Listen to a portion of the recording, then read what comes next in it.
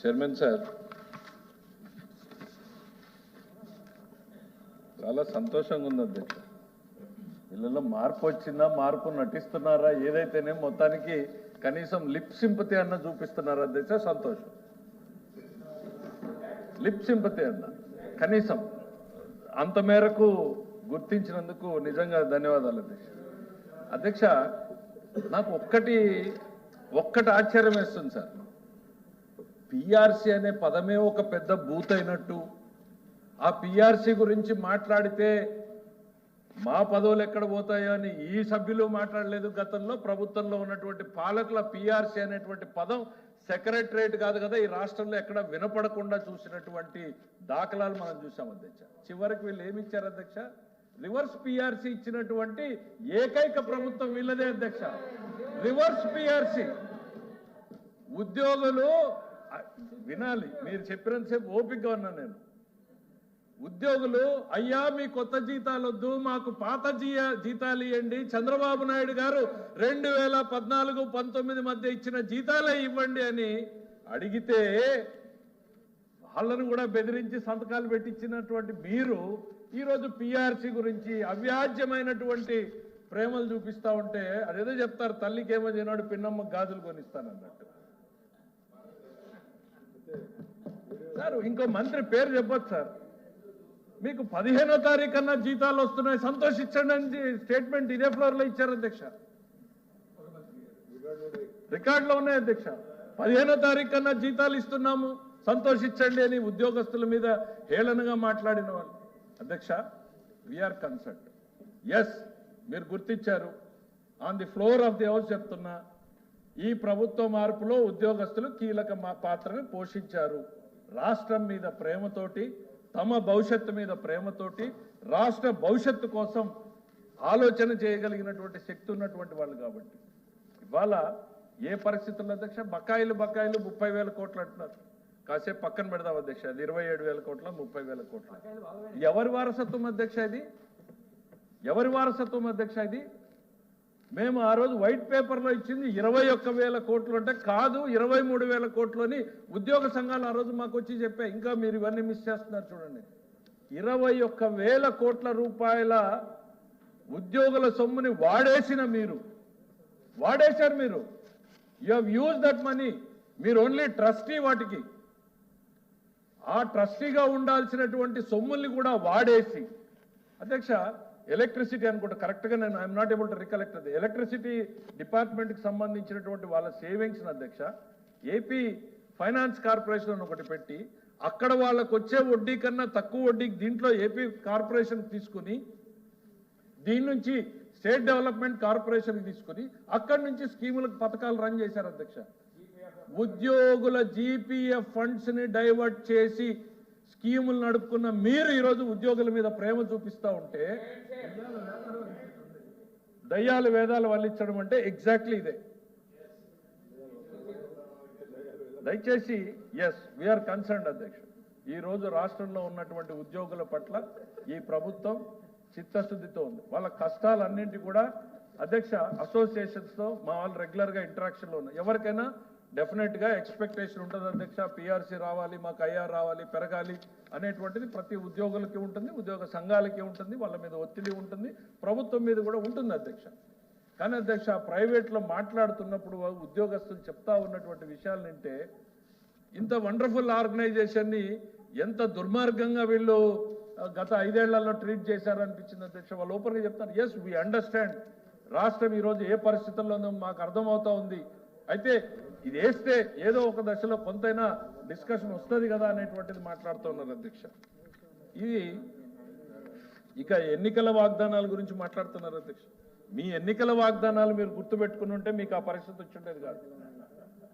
మీ ఎన్నికల వాగ్దానాలు గుర్తుపెట్టుకుని ఉంటే మీకు ఆ పరిస్థితి వచ్చి ఉండేది కాదు. పొరపాటున సింగిల్ డిజిట్కి పోకుండా డబుల్ డిజిట్లో మిగిలారు మీరు. దయచేసి బకాయిలు అధ్యక్ష, వారసత్వంగా వాళ్ళు బకాయిలు ఇచ్చి మీరు బకాయిలు పేరుకుపోయినాయి అనేటువంటిది బకాయిలు కాదు అధ్యక్ష, డైవర్షన్ అధ్యక్ష. ఇక్కడ దుర్మార్గమైనటువంటిది ఏంటంటే, ఓకే ఆ ఖజానాలోనే ఉండో ఇంకో రకంగా ఉంటే ప్రాబ్లం లేదు అధ్యక్ష, వాడేశారు అధ్యక్ష. వాడేసిన బకాయిల్ని వీళ్ళకి అధ్యక్ష ఇది అవుట్ ఆఫ్ కంటెస్ట్ అయినా గత పాలన గురించి ఒక ఎగ్జాంపుల్ చెప్పాలి అధ్యక్ష. 94 కేంద్ర ప్రభుత్వ స్కీముల్ని వీళ్ళు డైవర్ట్ చేశారు అధ్యక్ష. దాన్ని రివైవ్ చేయడానికి ఈరోజు చంద్రబాబు నాయుడు గారి ప్రభుత్వం ఎంత కష్టపడిందో ఎగ్జాంపుల్ అధ్యక్ష. 60% కేంద్ర ప్రభుత్వం ఇస్తే 40% రాష్ట్ర ప్రభుత్వం పెట్టాలి. వీళ్ళు 60%ని వాడేశారు వేరే పథకాలకి. ఇవాళ ఒక్కొక్క పథకాన్ని డైవర్ట్ చేయడానికి ఆ 60% ఇవ్వాలి, రాష్ట్ర ప్రభుత్వం పెట్టాల్సిన 40% ఇవ్వాలి. అంటే మొత్తం పథకాన్ని రాష్ట్రం నడుపుకున్నట్టయింది అధ్యక్ష.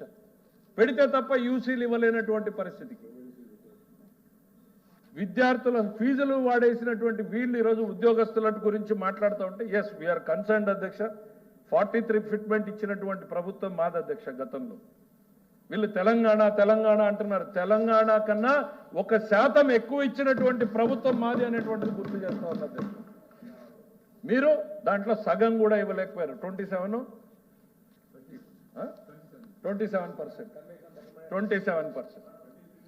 23 ఇదే అధ్యక్ష. రివర్స్ పిఆర్సీ ఇచ్చిన వీళ్ళు ఈ రకంగా మాట్లాడడం కరెక్ట్ కాదు అధ్యక్ష.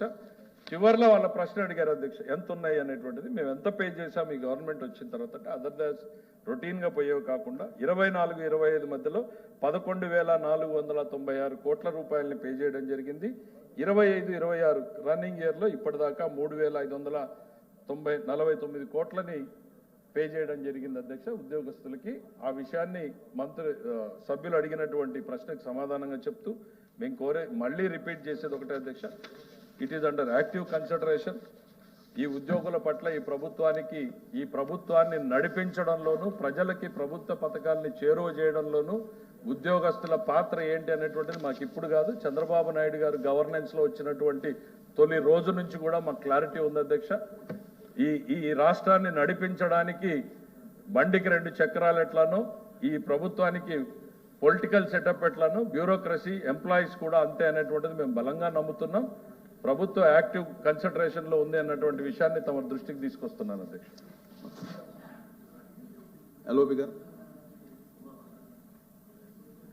అధ్యక్ష, మినిస్టర్ గారు చెప్తూ ఎప్పుడు కూడా వీళ్ళు అంటే పిఆర్సీ గురించి ఈ సభ్యులు మాట్లాడింది లేదు అన్నారు అధ్యక్ష. గతంలో కూడా గత గవర్నమెంట్లో కూడా యాజ్ ఎ టీచర్స్ ఎమ్మెల్సీగా మేము ప్రభుత్వ ఉద్యోగాల గురించి మా టీచర్స్ గురించి ప్రతిసారి కూడా ప్రభుత్వ దృష్టికి తీసుకెళ్తూనే ఉన్నాం అధ్యక్ష. ఎక్కడ అధ్యక్ష నేను ఒక విషయం చెప్తున్నా అధ్యక్ష ఇక్కడ ఒకటే అధ్యక్ష, ఇప్పుడు రివర్స్ పిఆర్సీ ఇచ్చారంటున్నారు అధ్యక్ష. దాదాపుగా 5 సంవత్సరాల్లో 2 సంవత్సరాల్లో కరోనా సరిపోయింది అధ్యక్ష. కోవిడ్తో దేశమంతా విలవిలా ఉన్న పరిస్థితులలో అధ్యక్ష సార్ ఒక్క నిమిషం బెటర్ మీ నుంచి ఇంకా బెటర్ ప్రశ్నలు వస్తాయని చెప్తున్నా. కరోనా వలన రాష్ట్ర ప్రభుత్వానికి కేంద్రం నుంచి అదనంగా డబ్బులు వచ్చాయా, డబ్బులు ఏమన్నా తక్కువ వచ్చాయా అనేటువంటిది కూడా పరిగణలోకి తీసుకుని మీరే చెప్పాలనుకున్నా చెప్పండి. డబ్బులు వచ్చినా కూడా అది ఇతర రాష్ట్రాల కన్నా ఆంధ్ర రాష్ట్రంలో ఎక్కువ కేరింగ్ ఎక్కువ ఉంది సార్ ప్రజల మీద. సో దానివల్ల ఖర్చు కూడా ఎక్కువ జరగడం వల్ల ఒక కేంద్రం మీద డిపెండ్ కాకోకుండా మన రాష్ట్రం నుంచి వచ్చిన బడ్జెట్లో కూడా తీసుకొని ఖర్చు పెట్టడం జరిగింది సార్. అయితే ఈరోజు మేము కోరేది ఏంటంటే సార్, ప్రభుత్వాలు ఏమని కాదు సార్, మేము ఉద్యోగస్తుల పక్షాన మాట్లాడుతున్నాము. మేము మాట్లాడటం తప్ప సార్, నేను మాట్లాడుతున్నాను యాజ్ ఎ టీచర్స్ ఎమ్మెల్సీగా మాకు రావాల్సిన బకాయిల గురించి మేము మాట్లాడుతున్నాను. నేను గతంలో ఫైట్ చేశాను, కావాలంటే రికార్డులు ఉంటాయి చెక్ చేసుకోండి. అయితే ఈరోజు ఫిట్మెంట్ కూడా సార్ కరోనా కానీ లేకుంటే మేము ఐఆర్ కన్నా 27% కన్నా కూడా ఎక్కువ ఇచ్చేవాళ్ళం అధ్యక్ష. ఈ సందర్భంగా మీకు తెలియజేస్తున్నాను అధ్యక్ష. దయచేసి అతి తొందరలో పిఆర్సీ కమిటీ వేయాలని మంత్రి గారిని కోరుతున్నాను అధ్యక్ష. థ్యాంక్ యూ అధ్యక్ష.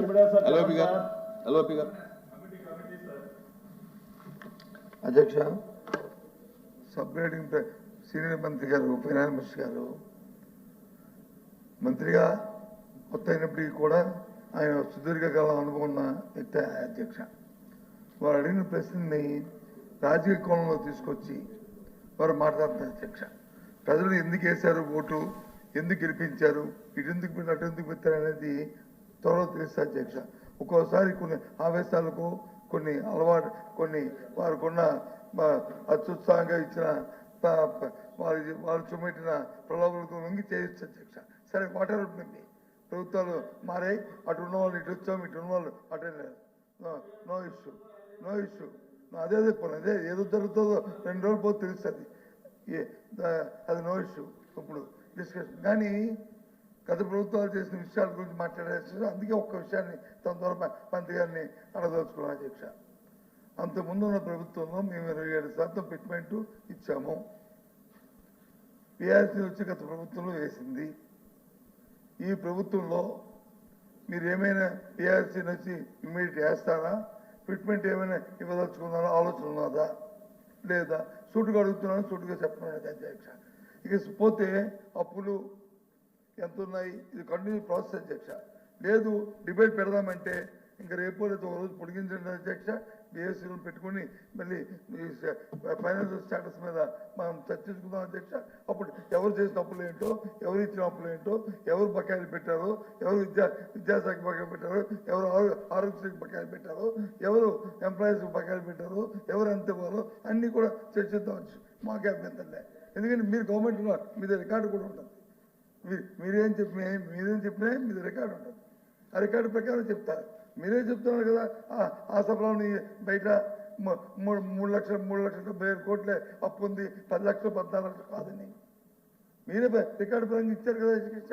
సరే దాని గురించి పోవడం, ఇది ఎందుకంటే చర్చ కాదు, ఇది క్వశ్చన్ కాబట్టి, ప్రశ్న ఆన్సరే కాబట్టి దయచేసి మీ ద్వారా మంత్రి గారిని అడుగుతున్నాను, ఏమైనా ఫిట్మెంట్ మీరు వచ్చి ఆ ఎంప్లాయీస్కి ఇవ్వదలుచుకున్నారా? ఆ సభ్యులు అడిగినట్లు ఏదైనా పిఆర్సీని వచ్చి త్వరగా పరిశీలిస్తామనేది అది కామన్ వర్డ్ అధ్యక్ష. కాకుండా ఏదైనా కటాఫ్ డేట్ ఏదైనా చెప్పగలరా? మీ ద్వారా మంత్రి గారిని సభ్యులు అడిగిన ప్రశ్నని చెప్తే బాగుంటుంది అనేది నా ఆలోచనగా తమ ద్వారా మంత్రి గారిని కోరుతున్నాను అధ్యక్ష.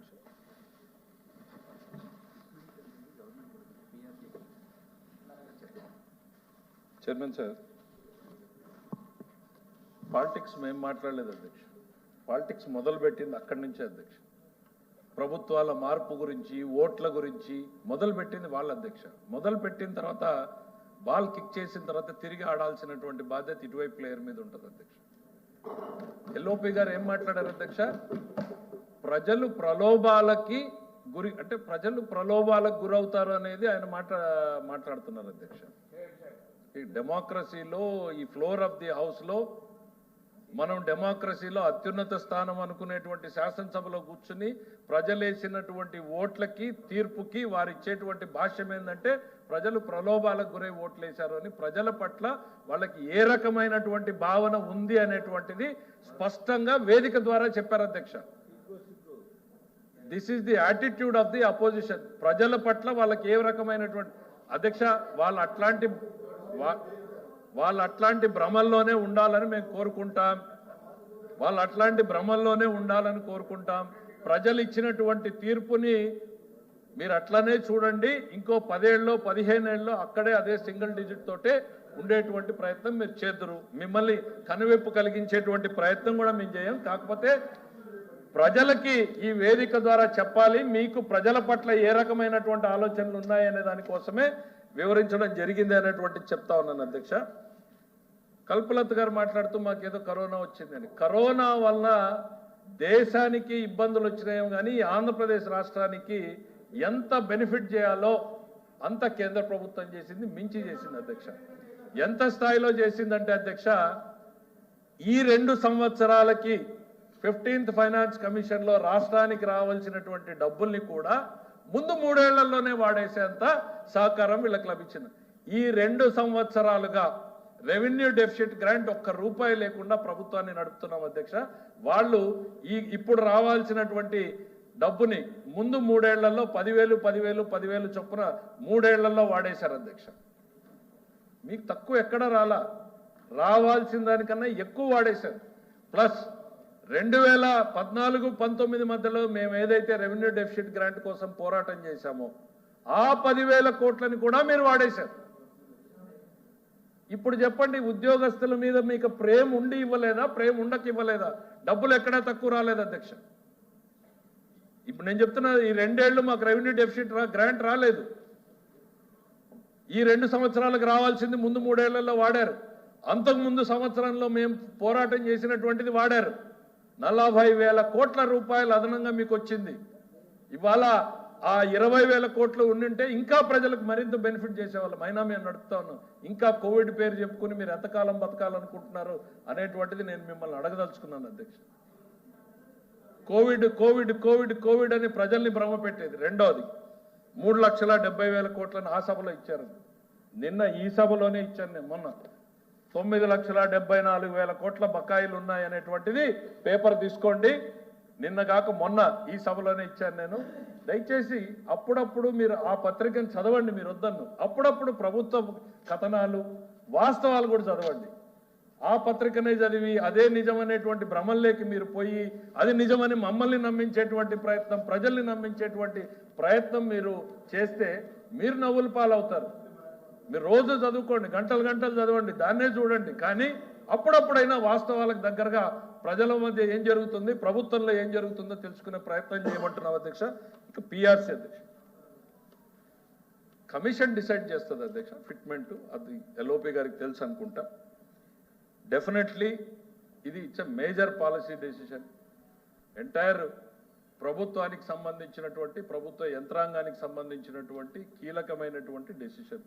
దీన్ని ప్రభుత్వం గవర్నమెంట్ యాక్టివ్ కన్సిడరేషన్లో ఉంది అని చెప్పాను. నేను ఏదో ఆషామాషిగా చెప్పినటువంటి మాటలు కావాలి. దీంట్లో ముఖ్యమంత్రి గారి జోక్యం అవసరం అవుతుంది. చాలా పెద్ద నిర్ణయం అధ్యక్ష. ఇది రాష్ట్ర ప్రభుత్వ యంత్రాంగాన్ని ప్రభావితం చేసేది. వారు ఏదో అడిగారు కదా నేను ఇక్కడి నుంచి చెప్పేపోయేటువంటిది కాదు. డెఫినెట్లీ దీని మీద ప్రభుత్వం చాలా దీర్ఘంగా ఆలోచిస్తుంది. అప్రాపరేట్ టైంలో దాని మీద డెసిషన్ తీసుకోవడం జరుగుతుంది అనేటువంటి సభ్యులకు తెలియజేస్తున్నారు.